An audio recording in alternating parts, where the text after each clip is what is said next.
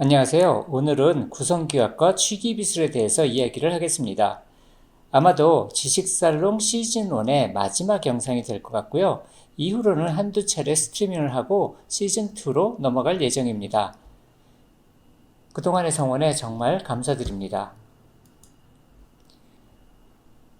이번 영상에서는 이 세 가지 책에서 많은 도움을 받을 수 있습니다. 우선 운명을 바꾸는 여행자를 위한 안내서 구성기획이라는 책이 있는데요. 안타깝게도 이 책은 지금 절판 상태입니다. 그래서 아마 요 다음번에 지금 다음번 슬라이드에 나올 유교재가에 가시면 아직 그 판매하고 계신 분이 있는 걸로 알거든요. 거기서 구입이 가능하실 것 같습니다. 다음은 이제 이 구성기공에 대한 책이 있고요. 마지막으로 기공과 에너지 힐링 이 세 가지 책을 보시면 좀 도움이 많이 되실 것입니다. 이 교재를 다운받으시려면 유교재가에 가셔서 다운받으시면 되고요. 아마 이 영상 제목으로 검색을 하시면 그 교재라고 해서 나올 겁니다. 그래서 그걸로 다운받으시면 됩니다. 그리고 늘 똑같이 말씀드리지만 이 컨텐츠 자체는 저작권의 보호를 받습니다. 그래서 무단 복제나 도용을 금하는 것이고요. 또한 여기 오늘 사용한 기공 이미지들은 앞서 소개해드린 현몇 출판사의 구성기공에서 발췌한 것들이 많이 있습니다. 그리고 사주 포국 프로그램, 구성기학 포국 프로그램 이미지들은 사주 링크에서 나온 도사폰 내 이미지들입니다. 사용을 허락해 주셔서 감사합니다. 자, 우선 도사폰을 이제 오픈을 하셔서 구성 포국으로 들어가시면 이렇게 나옵니다. 그래서 우선적으로 요거 현재 시각 구성점사 요거를 클릭을 하시면 이렇게 나오게 됩니다. 이렇게 나오는데 보셔야 되실 부분들이 여기 보시면 후천에 체크가 되어 있고요. 그리고 이제 정관이라고 되어 있습니다. 요거를 나중에 바꿀 거기 때문에 요거만 주의해서 보시면 됩니다. 일단 이렇게 해서 나온다는 거, 그리고 여기 이렇게 나오면 여기 선천하고 후천하고가 있는데 이 두 가지가 똑같은 날짜로 되어 있습니다. 이걸 바꿔줘야 됩니다. 이 선천이란 것은 이것을 행하는 사람의 사주 정보고요. 태어난 년, 월, 일, 시의 정보고요. 요거는 방위수를 사용할 그 날의 일, 시의 정보입니다. 그러니까 여기는 내 생일, 여기는 내가 취기수를 사용하는 날짜와 시간, 이렇게 생각을 하시면 됩니다. 자, 그래서 그 다음번으로 아까 선천이라고 되어 있는 데를 체크를 하시면 이렇게 다시 나오게 되는데, 여기서 생일 변경, 이 생일 변경을 누르시면 이 명주 생일 변경 여기가 뜹니다. 그러니까 선천은 생일이라고 그랬죠. 그래서 이렇게 본인의 생일 정보를 입력을 하시고 완료를 누르시면 그러면 일단 1차적인 세팅은 됐습니다. 예, 요 다음번에 그렇게 돼서 지금 여기가 변했습니다. 선천이 생일로 바뀌었고 후천은 지금 내가 방위수를 쓸 날짜로 바뀌었습니다. 이렇게 바뀐 상태에서 다음번에는 이걸 이제 후천으로 바꾸게 됩니다. 그러면 이 선천에서 이 년, 월, 일, 시가 있는데 이 중에서 이 년에 해당하는 것의 중궁에 있는 것, 가운데 있는 것, 이것이 나를 대표하는 숫자입니다. 그래서 이걸 본명성이라고 말을 합니다.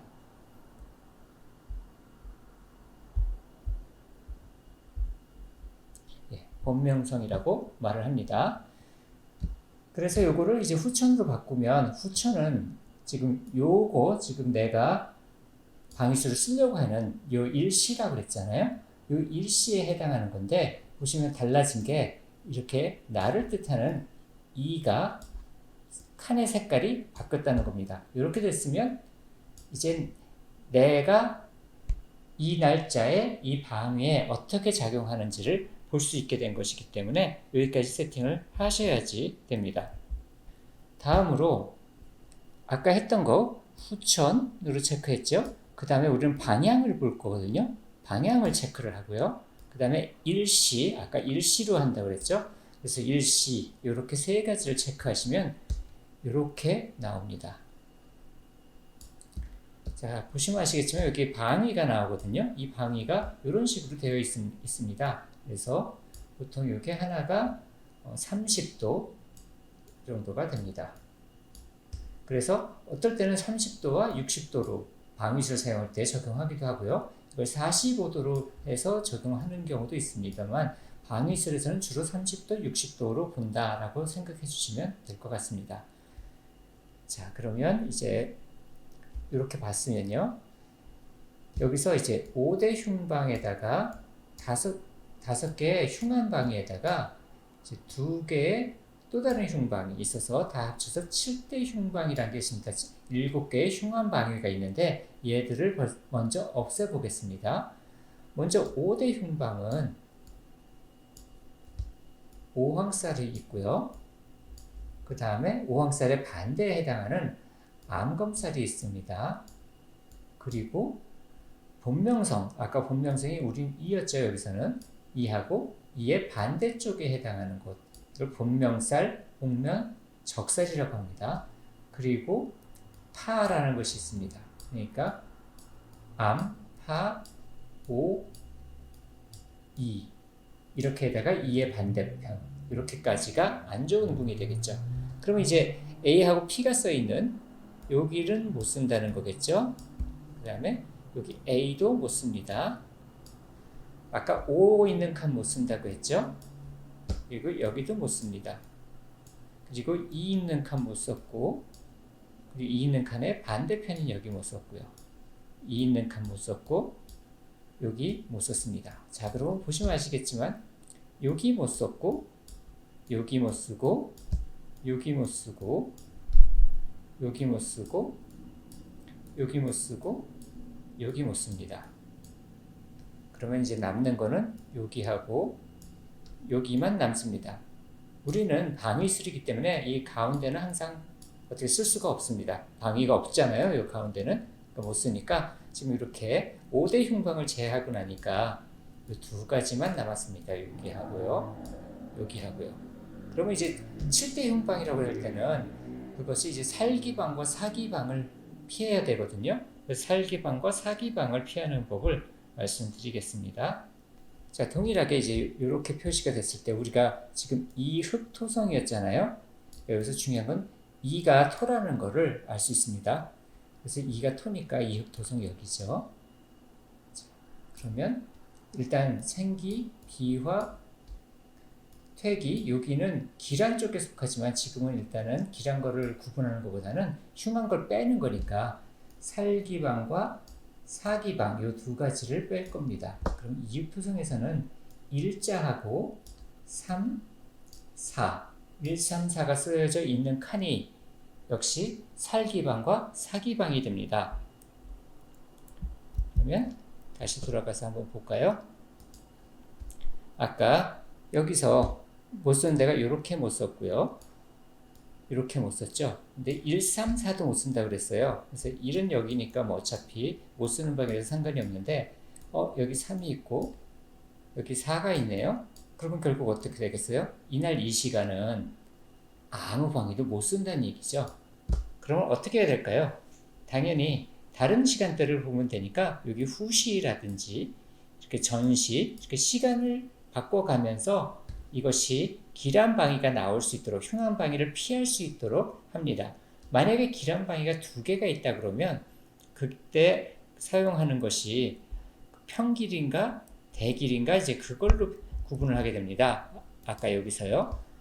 기란 방위가 만약에 하나면 별 문제가 없습니다. 그냥 그거 쓰면 됩니다. 그래서 하나면 상관이 없는데 만약에 1개 이상의 기란 방위가 있었다 그러면 이렇게 봤을 때 이제 9가 있는 때가 제일 좋은 때고 그 다음에 8, 그 다음에 6, 7 이렇게가 이제 좋은 자리니까 이 순서대로 해서 이제 거기가 있는 쪽으로 해서 선택을 하면 됩니다. 그러니까 이 세 가지는 그 7개의 흉한 방위를 다 빼고 남는 궁이 1개 이상일 때 그렇게 되어 있을 때 요거를 사용해서 가장 길한 그 중에서도 제일 좋은 방위를 찾는 겁니다. 안타깝게도 우리의 예제에서는 기란 방위가 없었어요. 그래서 그냥 우리 요 칸에 있었던 게 기란 방위라고 하죠. 일백수성에 있던 칸이. 일단 그러고 강의를 진행하겠습니다. 자, 그러면 이제 다시 아까 거기서 봤을 때 원래는 아니지만 여기가 이제 기란박이라고 치겠습니다. 그러면 여기는 북쪽이고요. 일백수성의 방입니다. 북,